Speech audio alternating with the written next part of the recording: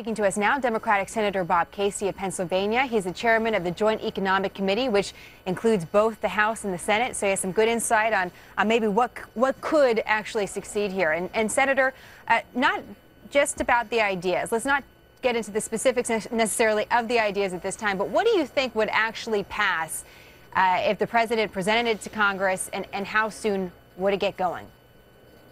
Well, I think it's important that we do focus, as you said, on strategies that will meet a two-part test. Create jobs, especially in the near term, and that will at the same time be able to pass. And that's a tough test, but I think we can get there. We can have a big debate about what the best ideas are, but right now, one idea that I favor, and I know a lot of people do, the president apparently will present this as part of his package, is a payroll tax cut. We did that in December of 2012 as part of a broader tax agreement, and that had a positive impact in January, February, and March when we had a lot of private sector job growth. We had job growth in those days, those months, of well over 220,000 per month. So that's one idea. I think one additional idea I'd put on the table is happens to be my bill, but the two leaders of the Joint Economic Committee, I as chairman and Vice Chairman Brady from the state of Texas, Congressman Brady and I are among Democrats and Republicans who support a life sciences tax credit.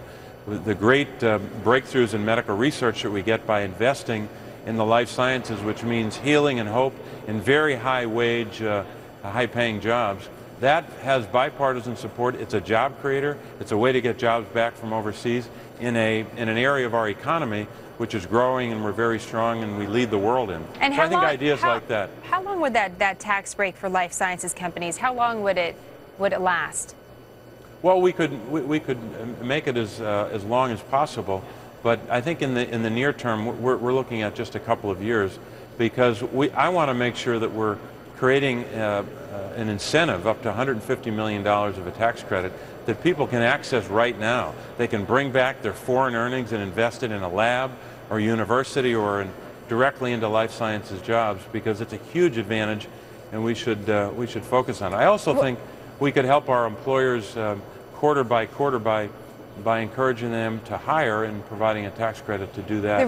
The reason why I ask about the timeline is that we've seen different ideas brought up, and this is the first that we've heard or talked about your idea, and it's something that we appreciate learning about, because that's been one of the questions of what new ideas can we present. But the timeline has been important, because one of the things economists have also told us is that you do a payroll tax credit or a tax break for a year, and it might help out the first couple months of a year, but it doesn't help sustain job growth, and that's something that we need as a country. In a separate but related issue, one of the other things that seems to come up when we talk about timeline is just gridlock in Washington, and I'm curious on if there's a different feeling. Returning from weeks away, does it feel different down there? Does it feel like people are going to agree, or does it seem like business as usual, as we saw with the debt ceiling and debt deal debate?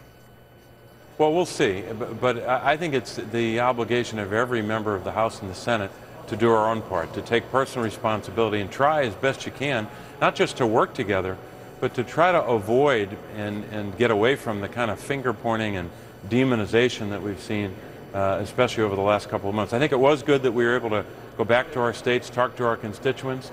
I actually spent some time in both Pakistan and Afghanistan with our troops and working on the IED issue, but at the same time, getting to see our constituents and our families, and we're recharged and I think determined now to focus on the two basic issues the American people expect us to focus on. One is working things out, getting along and working together, and two is to have a central focus on job creation, even as on a separate track the Joint Committee is working on a deficit and debt proposal. Well, I know a lot of our viewers are looking for results on that, and it looks like you're working towards it as well. We look forward to having you back, Senator, by the way, to talk more about your trip to Afghanistan and Pakistan and dive into some of those issues as well. But we appreciate your time today. Thank you, sir. Thanks for your time.